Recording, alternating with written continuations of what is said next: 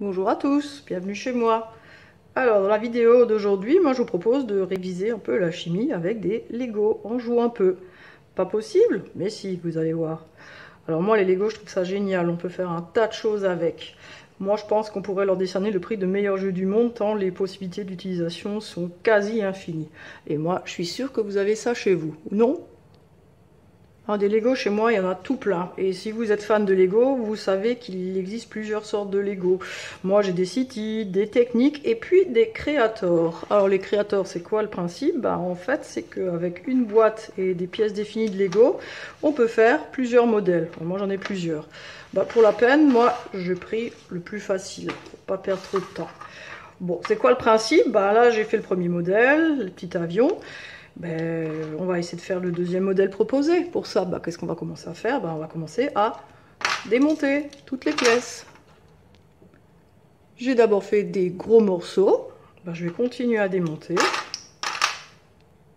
Voilà, j'ai maintenant soigneusement séparé toutes les pièces jusqu'à obtenir les briques élémentaires de mon jeu. Et j'ai préparé mon modoc pour aller, on va faire le petit aéroglisseur. Il n'y a plus qu'à remonter. Voilà, j'ai terminé, j'ai fait mon petit aéroglisseur. Et une fois terminé, je me rends compte que j'ai utilisé toutes les pièces dont je disposais. Voilà, alors vous allez me dire c'est tout, et alors si vous avez compris ça, vous avez compris le principe des transformations chimiques. Voilà, j'ai un tout petit peu triché parce que c'est vrai que de temps en temps, en fonction des modèles, il reste quelques pièces pour les créateurs. Mais là, je me suis débrouillée pour n'en avoir aucune en rab. Alors, c'est quoi le rapport avec les transformations chimiques? Par exemple, en classe, lorsqu'on a fait brûler du fusain qu'on a considéré comme du carbone dans un flacon de dioxygène qu'on a considéré comme pur, on s'est rendu compte, grâce à différents tests, que ces deux-là disparaissaient et qu'il se formait un nouveau corps, du dioxyde de carbone. Pour comprendre ce qui se passe, on s'est penché sur les atomes et les molécules. On avait vu que la matière était constituée de briques élémentaires de la matière, de même que les briques de Lego sont les briques élémentaires du jeu de Lego, et on avait donné leurs symboles et leurs modèles. Comme on n'a pas de modèle moléculaire à la maison, du coup, moi j'utilise mes Lego. Donc pour l'atome de carbone, je vais prendre ceci, c'est ce qui se rapproche le plus. L'atome d'oxygène, la petite pièce en rouge, l'atome d'azote, ma brique bleue, et l'atome d'hydrogène, je prends une petite brique un peu plus petite, blanche, puisque l'atome d'hydrogène est un atome un peu plus petit que les autres. C'est en fait l'atome le plus petit qui existe. Pour ce qui est des molécules, maintenant on avait expliqué que les molécules étaient un agencement d'atomes liés entre eux. Pareil, on avait donné leur formule et leur modèle moléculaire. Moi, grâce à mes Lego, je vais essayer de construire des modèles moléculaires qui ressemblent le plus possible à ce qu'on a vu en classe. Donc je vous ai fabriqué une petite molécule d'eau pour commencer. La voilà, elle a un peu une drôle de tête. J'ai fabriqué une molécule de dihydrogène. Alors pour qu'on voit bien l'assemblement de deux atomes, moi je mets mes petits Lego en décalé. La molécule de dioxygène, la molécule de diazote. Ah, je ne l'ai pas encore faite, la voilà. J'ai fabriqué du dioxyde de carbone en faisant un petit décalage. Le monoxyde de carbone que voilà. Et le méthane. Il va falloir fabriquer le méthane. Bon, la molécule de méthane. Ouais, on fait ce qu'on peut, hein. Voilà. Une fois constitué mon stock d'atomes et de molécules, on revient à ma réaction chimique. Alors, si maintenant on remplace chaque mot des réactifs et des produits et qu'on les remplace par le modèle atomique ou moléculaire, le dioxygène, je l'avais tout à l'heure ici. Le dioxyde de carbone, j'avais proposé ça. Et l'atome de carbone, le voilà. Qu'est-ce qu'on voit tout de suite? On se rend compte qu'effectivement, si je compare ce qui se passe avant et après, en fait, j'ai les mêmes briques de Lego avant et après. J'ai simplement fait quoi? J'ai démonté pour refabriquer autre chose avec. Donc en fait, la transformation chimique, c'est exactement le même principe que le Lego Creator. Et voilà. Du coup, on avait vu qu'on pouvait remplacer l'écriture bilan par une écriture équation bilan en remplaçant les noms des réactifs et des produits par leurs symboles ou formules. Alors la question qui se pose, c'est pourquoi s'enquiquiner avec une équation bilan alors qu'on avait un bilan? C'était pas bien le bilan, non?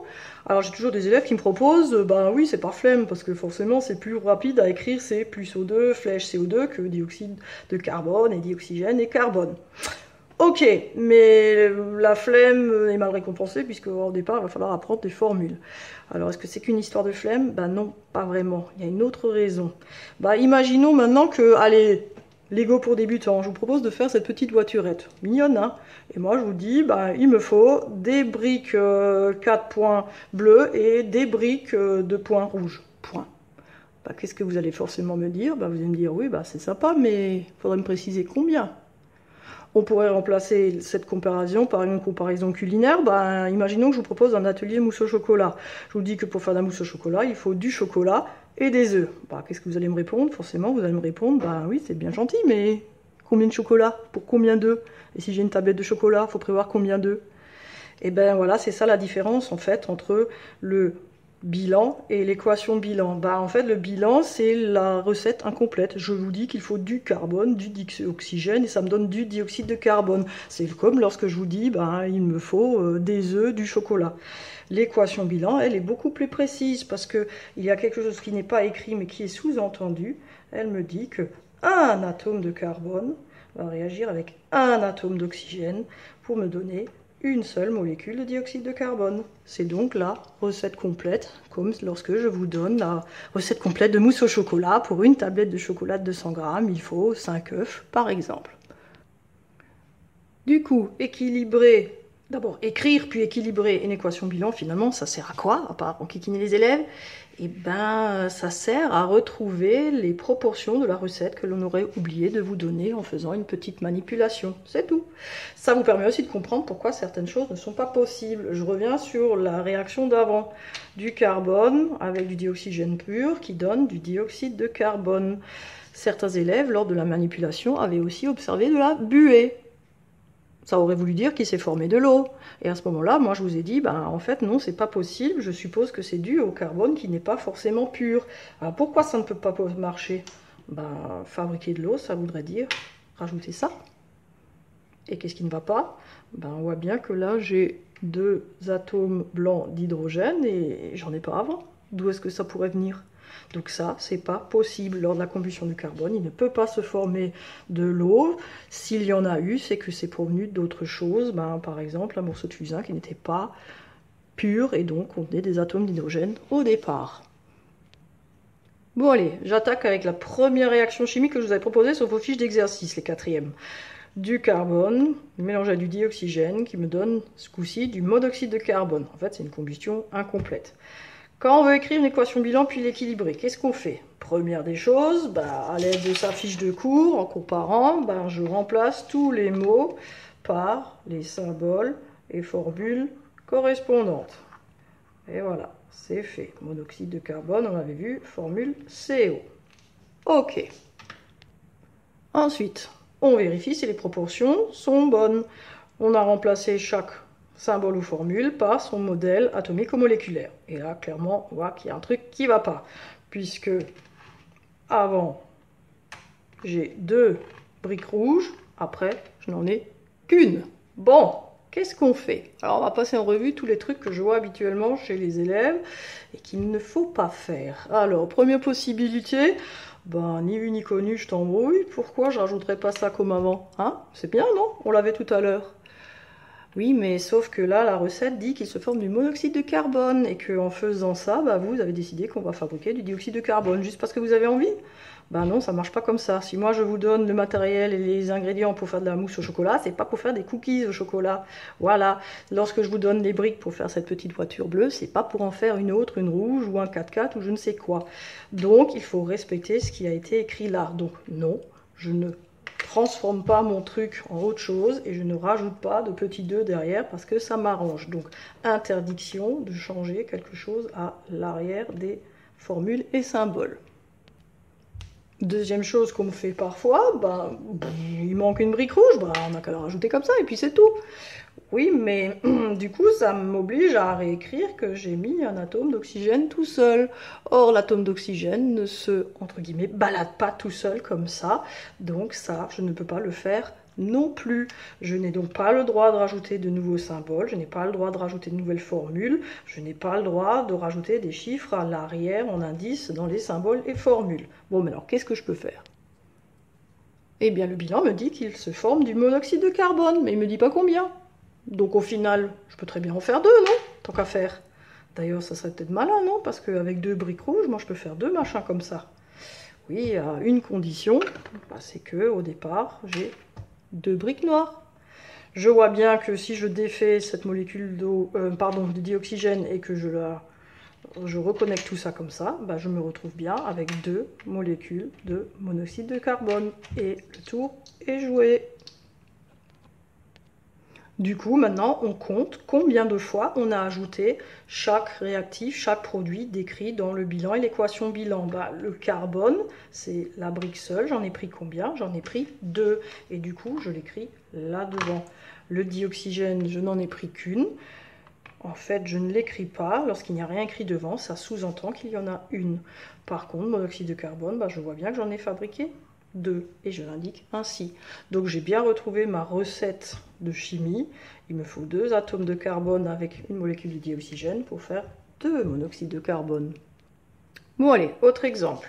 Je vous propose la combustion de l'eau.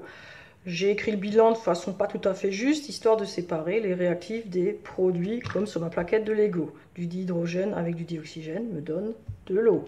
Étape numéro 1, je remplace tous les noms par les symboles et formules associées.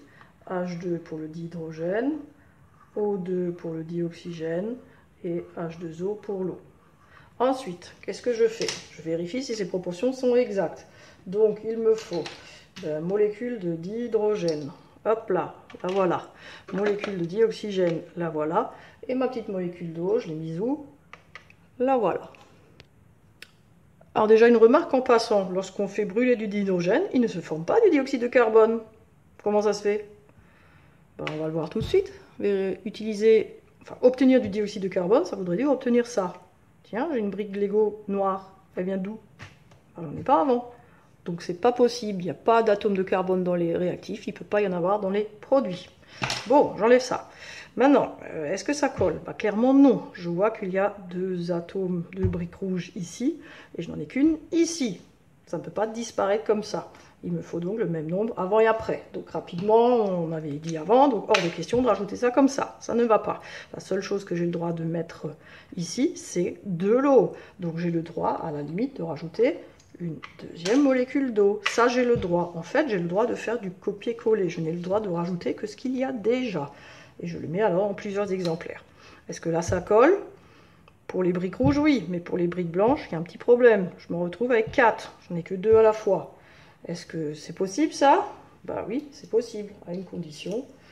Il me faut donc 4 briques blanches au départ, sous forme de 2 molécules d'hydrogène. Bon, là, ça a l'air de coller. Mais du coup, il faut que je finisse le boulot. Il faut que je compte combien de fois j'ai utilisé dans ma recette les molécules qui ont été nommées. Donc, attention, pas d'erreur, on ne compte pas les hydrogènes, je n'écris pas 4.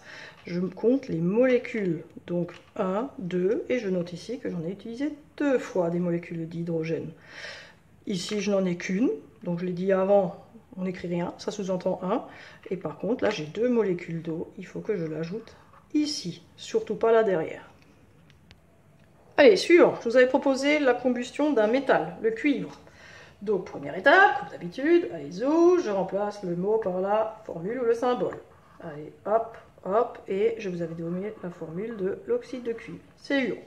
Bien, maintenant, on vérifie si les proportions sont les bonnes. Alors, précision, pour les modèles moléculaires des métaux, tous les métaux ont en fait le même modèle moléculaire, ou plutôt atomique ici, c'est une sphère grise.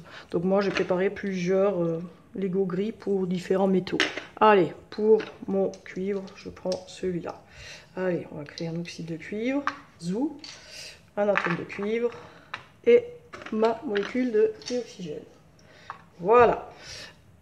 Ah, on la voit pas à l'écran, on va la mettre ici. C'est mieux, hein? Bon, qu'est-ce qu'on voit? On voit à nouveau que ça ne colle pas. Il me manque une brique grise. À nouveau, interdiction. Je dis des bêtises, il ne manque pas une brique grise, il manque une brique rouge. Interdiction de rajouter la brique rouge toute seule. La seule chose que j'ai le droit de rajouter, c'est de l'oxyde de cuivre. Ceci est possible à condition que, au départ, j'ai pris 2 atomes de cuivre ainsi. Je vois que j'ai 2 atomes de cuivre avant et après, de briques grises, 2 atomes d'oxygène avant et après, de briques rouges. On est OK, il n'y a plus qu'à le rajouter sur l'équation bilan. Je vous avais aussi proposé la combustion du fer. Ici, je vous avais déjà donné l'équation bilan en partie remplie pour que vous ayez la formule de l'oxyde de fer qui est différente de celle de l'oxyde de cuivre. Donc, premier boulot déjà fait. Ensuite, deuxième boulot, je remplace par les modèles. Voilà, donc j'ai pris cette brique pour le fer, dioxygène, et je me suis fabriqué une brique Fe3O4. Donc, 3 briques grises et j'en ai oublié une, décidément, 4 briques rouges. Voilà. Qu'est-ce qu'on voit tout de suite? On voit qu'il y a quelque chose qui ne va pas. Si je dois avoir 3 briques grises là à la fin, je les ai forcément au départ. J'ai donc fait en sorte d'avoir 3 briques de fer au départ, 4 briques rouges au départ, sous forme de 2 molécules de dioxygène, et j'ai donc complété 3 fois un atome de fer, 2 fois la molécule de dioxygène pour pouvoir obtenir mon oxyde de fer. Bon allez, on va pas faire tous les exemples de la feuille que je vous avais donnée, c'est déjà assez long comme ça. Allez, histoire de changer un peu de couleur des Lego, je vous en ai mis une de la deuxième feuille que j'avais proposée. Alors là, je vous avais proposé tout de suite les équations bilan déjà écrites. Donc N2, c'est le diazote. O2, c'est le dioxygène. C'est aussi une combustion, ça me donne du dioxyde d'azote. On regarde un peu ce que ça donne. Tiens, ça a l'air d'une configuration déjà vue. Ici, j'ai 2 briques bleues. Là, j'en ai qu'une. Donc, il me manque une brique bleue là. Donc, à nouveau, interdiction de rajouter juste une comme ça. J'ai le droit de mettre uniquement ce qui est déjà indiqué. Donc, j'ai le droit de mettre une deuxième molécule de dioxyde d'azote. Est-ce qu'on est bon? Pas tout à fait, parce que pour fabriquer ça, là, il me manque maintenant des briques rouges. Donc, je vais ici rajouter les briques rouges nécessaires pour pouvoir fabriquer ceci. Et je vois que là, j'ai bien 4 briques rouges. Je vais pouvoir fabriquer ça. Donc, étape, je note maintenant. Là, j'en ai qu'un, je ne rajouterai un. J'ai pris 2 fois du dioxygène, je le rajoute. Et 2 fois, j'ai obtenu du dioxyde d'azote. Allez, un petit dernier pour la route. Je vous propose celui-ci. Donc, ceci est de l'aluminium. C'est donc un métal qui réagit avec du soufre, lui représenté par cette fois-ci une sphère jaune. Donc je vais récupérer des briques jaunes. Ça me forme du sulfure d'aluminium composé de 3 atomes de soufre et 2 atomes d'aluminium. Là, c'est mieux comme ça. Pour avoir les 2 atomes d'aluminium à la fin de la réaction, il me faut donc les avoir au début. Donc je les place là. Au fait, on ne les attache pas ensemble, ça ne forme pas des molécules, donc on les laisse séparer. Le soufre, pareil, si je veux 3 briques jaunes à la fin, il me faut 3 briques jaunes au début. Mais à nouveau, je ne les empile pas ensemble, sinon ça me ferait du tri-soufre, il s'avère que ça n'existe pas. Si l'équation de bilan vous écrit S, vous n'inventez pas des S3 qui n'existent pas, donc vous les laissez séparer. Je fais le décompte maintenant, j'ai pris 2 atomes d'aluminium, 3 atomes de soufre, pour me faire une fois le sulfure d'aluminium. Bon, vous en avez marre? Ça commence à chauffer? Bon, vous savez quoi? Vous mettez ça de côté, vous sortez vos petites voitures Lego, vous jouez un bon coup, et puis vous revoyez la vidéo dans quelques temps. Allez, ça va aller. À bientôt!